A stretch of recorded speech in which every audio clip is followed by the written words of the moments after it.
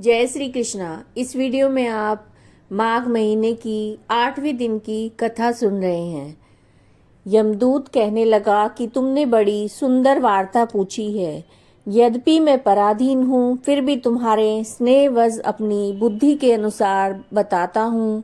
जो प्राणी काया वाचा मनसा से भी कभी दूसरों को दुख नहीं देते, वो यमलोक में नहीं जाते। हिंसा करने वाले वेद, यज्ञ, तप और दान से भी उत्तम गति को नहीं पाते। अहिंसा सबसे बड़ा धर्म तप और दान ऋषियों ने बताया है। जो मनुष्य पृथ्वी पर रहने वाले जीवों को अपने अपने भोजन के लिए मारते हैं, वे काल सूत्र नामक नरक में पड़ते हैं और वहां अपना ही मांस खाते हैं और रक्त का पान करते हैं तथा पीप की कीच में उनको कीड़े काटते हैं। हिंसक जन्मांध, काने कुबड़े, लूले लंगड़े, दरिद्र और अंगहीन होते हैं। इस कारण इस लोक और परलोक में सुख की इच्छा करने वाले को काया वाचा और मन से दूसरों को द्रोह नहीं करना चाहिए। जो हिंसा नहीं करते उनको किसी प्रकार का भय नहीं होता। जिस तरह सीधी और टेढ़ी दोनों प्रकार की बहने वाली नदियां समुद्र में मिल जाती हैं, वैसे ही सब धर्म अहिंसा में प्रवेश कर जाते हैं। ब्रह्मचारी, गृहस्थ, वानप्रस्थी तथा यति सभी अपने धर्म का पालन करने और जितेंद्रिय रहने से ब्रह्मलोक को प्राप्त करते हैं। जो जलाशय आदि बनाते हैं, सदैव 5 यज्ञ करते हैं, वो यमपुरी को नहीं जाते। जो इंद्रियों के वशीभूत नहीं हैं, वेदवादी और नित्य ही अग्नि अर्थात हवन आदि का पूजन करते हैं, वे स्वर्ग को जाते हैं। युद्ध भूमि में जो शूरवीर मर जाते हैं, वे सूर्यलोक को प्राप्त होते हैं। जो अनाथ स्त्री शरण में आए हुए तथा ब्राह्मण की रक्षा के लिए प्राण देते हैं, वे कभी स्वर्ग से नहीं लौटते। जो मनुष्य लूले लंगड़े, वृद्ध, अनाथ और गरीबों का पालन करते हैं, वो भी स्वर्ग जाते हैं। जो मनुष्य गायों के लिए पानी की व्यवस्था करते हैं, कुआं, तालाब और बावड़ी बनवाते हैं, वो सदैव स्वर्ग में निवास करते हैं। जैसे जैसे जीव इनमें पानी पीते हैं, वैसे वैसे उनका धर्म बढ़ता जाता है।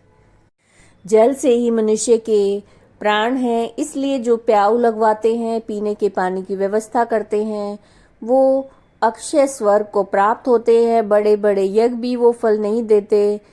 जो अधिक छाया वाले वृक्ष मार्ग में लगाने से देते हैं। जो मनुष्य वृक्ष रोपण करता है, वो सदैव दानी और यज्ञ करने वाला होता है। जो अच्छे फल और अच्छी छाया वाले मार्ग के वृक्षों को काटता है, वो नरकगामी होता है। तुलसी का पौधा लगाने वाला सभी पापों से छूट जाता है।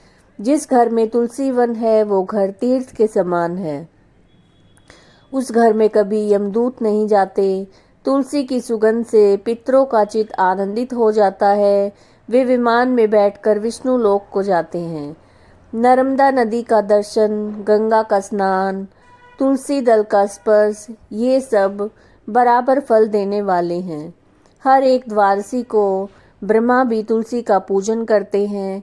रतन, सोना, फूल, मोती की माला के दान का इतना पुण्य नहीं मिलता जितना तुलसी की माला के दान का। जो फल आम के 1000 और पीपल के 100 वृक्षों को लगाने से होता है, वह तुलसी का एक पौधा लगाने से होता है। पुष्कर आदि तीर्थ, गंगा आदि नदी, वासुदेव आदि देवता सब तुलसी में वास करते हैं।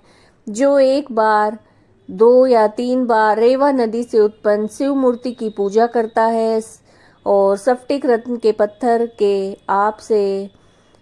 अपने आप से निकले हुए तीर्थ में, पर्वत या वन में रखी हुई शिव मूर्ति की पूजा करता है और सदैव ओम नमः शिवाय मंत्र का जाप करता है, यमलोक की कथा भी नहीं सुनता। प्रसंग, शत्रुता और अभिमान से शिव पूजा के समान पापों को नष्ट करने वाला तथा कीर्ति देने वाला 3 लोक में और कोई काम नहीं है। जो शिवालय स्थापित करते हैं, वे शिवलोक को जाते हैं। ब्रह्मा विष्णु और शिव का मंदिर बनाकर मनुष्य बैकुंठवासी होता है। जो भगवान की पूजा के लिए फूलों का बाग लगवाते हैं वो धन्य हैं। जो माता पिता देवता और अतिथियों का हमेशा पूजन करते हैं वे ब्रह्मलोक को प्राप्त होते हैं। ये माघ मास महात्म का 8वां अध्याय आप सुन रहे थे। अगर आपको वीडियोस पसंद आ रहे हैं तो लाइक कीजिएगा, ज़्यादा से ज़्यादा शेयर कीजिएगा और चैनल को सब्सक्राइब कीजिएगा। जय श्री कृष्णा।